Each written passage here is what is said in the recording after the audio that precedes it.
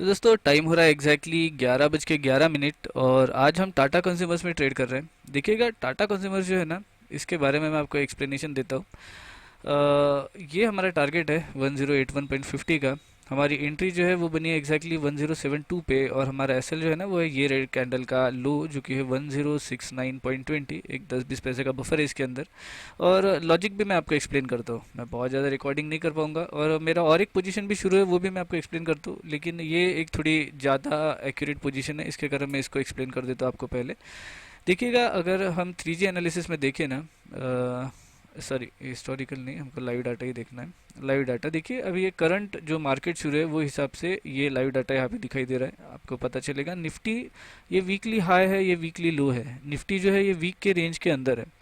FMCG जो है ना वो वीकली रेंज के ऊपर पड़ा हुआ है, मतलब ये तो थोड़ा ज़्यादा ही स्ट्रांग है। निफ्टी भी है स्ट्रांग क्योंकि ये वीकली रेंज के अंदर है, लेकिन एफएमसीजी थोड़ा एक्स्ट्रा स्ट्रांग है क्योंकि वीकली रेंज के ऊपर पड़ा हुआ है।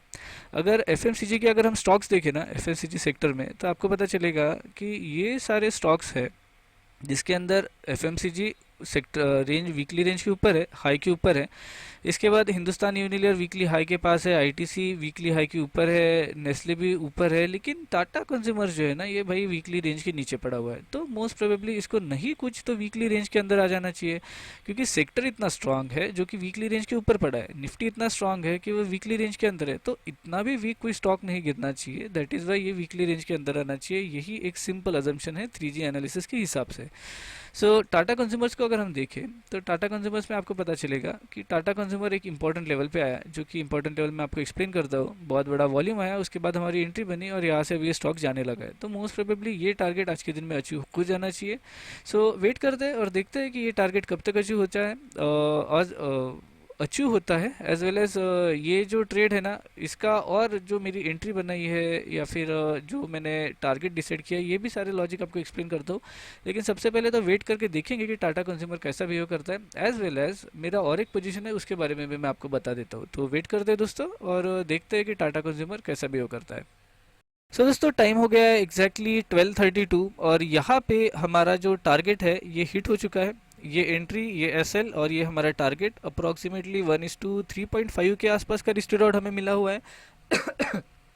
देखिएगा टाटा कंज्यूमर जो है ना इसके बारे में तो मैं आपको एक्सप्लेन करता ही हूँ, लेकिन अगर सबसे पहले मैं मेरी पोजीशन बुक दिखाऊँ ना तो आपको पता चलेगा। हाँ, ये एक दूसरा ट्रेड भी मैं आपको एक्सप्लेन कर देता हूँ। देखिए सबसे पहले टाटा कंज्यूमर्स देखिए, एक अच्छे ट्रेड के अच्छे रिस्क टू रिवॉर्ड के साथ हमने टाटा कंज्यूमर्स को एग्जिट किया हुआ है।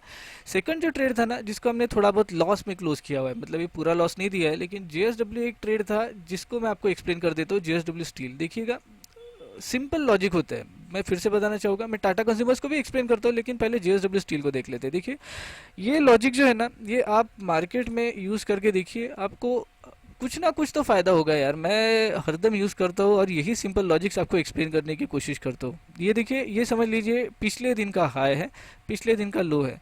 अगर 5 मिनट्स में स्ट्रांगली कैंडल ब्रेक कर देना, उसके बाद ये इस टाइप से जा सकता है। अगेन अगर ये 5 मिनट्स में स्ट्रांगली ब्रेक कर देना, ये ऐसा जा सकता है। ये जैसा प्रीवियस डे हाई है या फिर लो है, वैसा ही वीकली भी हो सकता है, एक राउंड फिगर भी हो सकता है, स्विंग भी हो सकता है, कुछ भी हो सकती है। सिर्फ ऑब्जर्वेशन स्ट्रांग कीजिए। आज अगर आप ये ट्रेड देखोगे ना तो इसके अंदर क्या हुआ है, प्राइस स्ट्रांगली 5 मिनट के कैंडल, 5 मिनट के कैंडल ने इसको ब्रेक कर दिया। सॉरी, मेरी तबीयत खराब है, इसके कारण दिमाग मेरा जैसा चाहिए वैसा काम नहीं कर रहा है, सॉरी।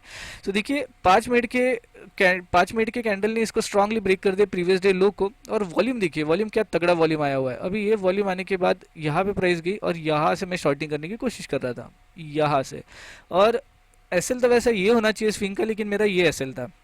जब प्राइस यहाँ पे आई फिर से ऊपर गई, और जब इसने फॉलो थ्रू नहीं दिया ना तब मैंने ये कैंडल में इसको एग्जिट कर दिया था।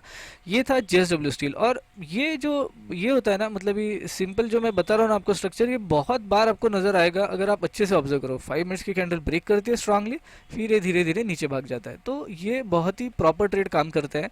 लेकिन चलिए, कभी कभार मार्केट पॉजिटिव सेंटिमेंट में रहा तो नहीं भाग पाता है जैसा स्टॉक भागना चाहिए।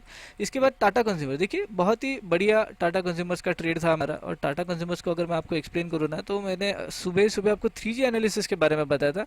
3G एनालिसिस, एक बात ध्यान में रखिएगा दोस्तों, 3G एनालिसिस आपको सिर्फ ये बताता है कि कौन से डायरेक्शन में हम ट्रेड कर सकते हैं। बाकी एंट्री के लॉजिक उसके सपोर्ट एंड रेजिस्टेंस के लॉजिक, स्ट्रेंथ एनालिसिस के लॉजिक, एंट्रीज के लॉजिक, ये सारे आपको ही देखना होता है। ऐसा नहीं है कि डायरेक्शन पता चल गई तो बस कैसे भी घुस जाए उसके अंदर और ट्रेड भागेगा, नहीं, उसके अंदर और भी एनालिसिस करनी होती है। अभी ये 3G एनालिसिस के हिसाब से मैंने सुबह बताया था, निफ्टी स्ट्रांग है, एफएमसीजी एक्स्ट्रा स्ट्रांग है, और जो स्टॉक था वो ये ग्रीन कलर की लाइन अगर आप देखोगे इसके नीचे आज पड़ा हुआ था। That is why Tata consumers ऊपर जाना चाहिए, यही हमारा अजम्पशन था।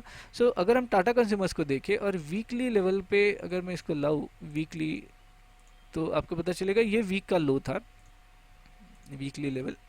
और अगर 5 मिनट्स के टाइम फ्रेम में जाए तो आपको पता चलेगा ये वीक के नीचे चला गया था, और जब ये यहाँ पे था ना तब मैंने इसके अंदर बताया था कि शायद इसके अंदर एक अच्छी खासी मोमेंटम आ सकती है।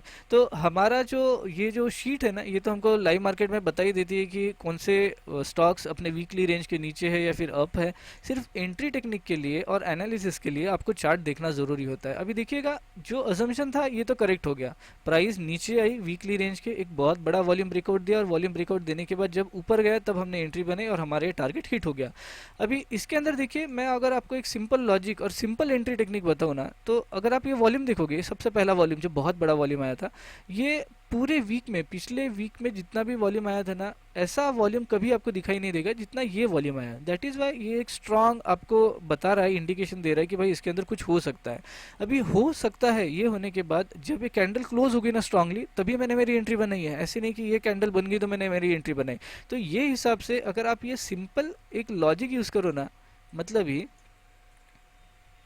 प्राइस नीचे घूम रही है और घूमते घूमते अगर बहुत बड़ा वॉल्यूम बर्स्ट आता है, और ये वॉल्यूम ऐसा है जो कि पिछले कुछ दिनों के वॉल्यूम से बहुत बड़ा है 5 मिनट्स के टाइम फ्रेम पे, तब आप वो 5 मिनट्स के कैंडल की रेंज मार्क कीजिए, और जब ब्रेक होता है ना तब उसके अंदर एंट्री लीजिए, तो मोस्ट प्रोबेबली आपके स्टॉक अच्छे काम करेंगे।